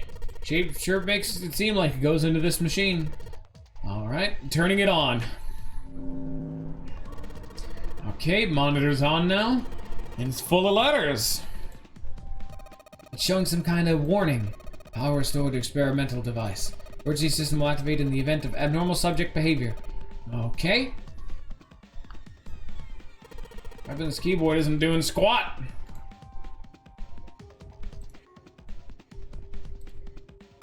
This looks like an examination This looks like an examination table. There's a creepy mannequin in here, guys. Junpei, this thing in here is on now. Yeah, that's because we activated the power over on the side. Can you, like, play with it a little? Okay. Yeah. I'll turn this dial here. I don't think it's working. Nothing happened. Maybe she missed something. She asked her to look around the room again. Clover, can you use the cloth on that table? Use, huh? Soak it in ethanol and use it to wash off the stuff on the parchment. Permanent marker, okay? Right, okay, I gotta soak the cloth with ethanol. When did I give her a cloth? She got the... Oh, there's these two things right here were cloths, and this little bit black here was the... That's the fucking permanent marker. Okay. She got the cloth. She seems to be having a little trouble with the bottle of ethanol. When she's ready, I should ask her to get to work on that stuff on the table. Soak the cloth in ethanol and... Junpei! It's working! It's wiping the permanent ink off! Huh? There's some kind of weird drawing under all the permanent ink. What's the deal with the drawing Clover found? Maybe we should ask her to take another look at the table. I wonder what this thing is. There's a bunch of numbers and some kind of grid. Can't see it from here. Clover, you got a pen and notebook, right? Could you write the numbers down and then hand them to me through the bars? Okay, Roger. This is probably gonna be a solution to the puzzle I already solved. Here, Junpei. Wrote it down all the numbers from the desk in here. See something like this before. Grid divided it. Yep, 9 cells with 4 numbers.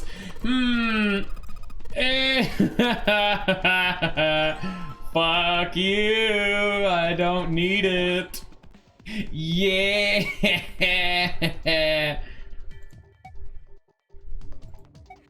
Look at this shit, son. I didn't even use that method. Woo! You could probably do all 4 of them in pretty much any order and you'll still get there, which is what I think I did, but So, I guess fuck with more stuff. This is the monitor. There are a whole lot of cables under the table. There's something sticking out of the mannequin's head, like wires or something. What the hell are they doing in there? Huh. Why is she all quiet now? Why are they doing experiments on humans? Probably. Oh man, now she looks sad. Sync? No. No sync. Maybe if you increase the voltage. Roger. Will do. Okay, I'm gonna go all the way to max voltage. Max voltage? Hey, wait, Clover! Oh shit.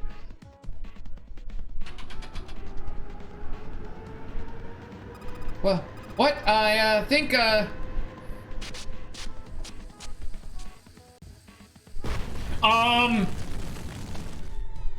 Oh my god! The mannequin's head! Oh man, that sounds like a fire alarm. Clover, what did you do? Fire detected. Fire detected. Emergency system will be activated. Evacuate the room immediately.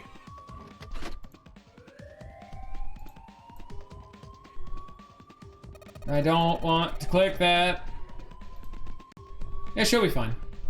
Junpei, look at the light. Yeah, it's green. The emergency system is activated and it disabled the lock. Now we can save Clover. And this is some ass-backward puzzle solving. Junpei! Come on, kid, jump! She's safe. Oh man, that smoke is some serious business. Now time to close this door again, I think. Clover! Are you okay? Are you hurt? Ah, damn, she's coughing so hard she can't even talk. I'm not gonna do that. Of course I'm not alright! What the hell took you so long, you big jerk? I was almost dead. Sorry, I was going as fast as I could. You two can do this later. Right now, we need to get the hell out of here. That fire's not gonna stay in that room forever. Okay, you know, good point. Bye-bye, woo! Yeehaw!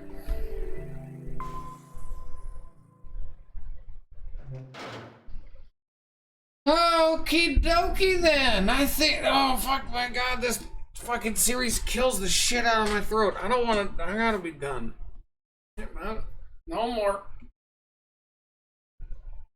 I'm done with this now. We fucking did it, dude. We did 2 puzzle sections. We let the chat, who's actually here, because Scion and Force fucked off again. We let them make a decision. Ninja's here. I guess he's also here too, yeah. And so, like, yeah. Ninja got to have his first waifu. He's a grown man now. He's finally reached that age. And, I get to leave now. So, I hope you all have enjoyed. Especially you, Ninja, because I swear to God, if you don't like this game by the end of it, I'm gonna be fucking pissed. Because I actually showed this game to one of my friends before, and he liked it, but I thought it was like, okay, and I got pissed. I'm so mad about that. I'm also gonna be so mad because the way of us streaming this game's goddamn sequel is gonna be fucking impossible. Because, well, one, that game's on the 3DS, and 2, that game is in Japanese. So, and it's voice acted too. So, you guys are gonna actually have to read, or I'm gonna need to mute the voices, because that game's in Japanese. No, I want to do that. It also won't even work, because like I was saying, the next game is voice acted in fucking Japanese. I like it, but you can't change the voice. Only the 3rd game and the final game in the series has English voice acting. The 2nd game just doesn't. I like the 2nd game the most. The 2nd game is amazing. I haven't played the 3rd game yet, but who cares? Even when I got to the 3rd game and the little bit that I played, I immediately turned the voices back to Japanese because I'm used to those voice actors for this series. I'm a fucking weeaboo now. God, my streaming career is over. So anyway, hope you all have enjoyed. I hope you all have a good rest of your day. And peace.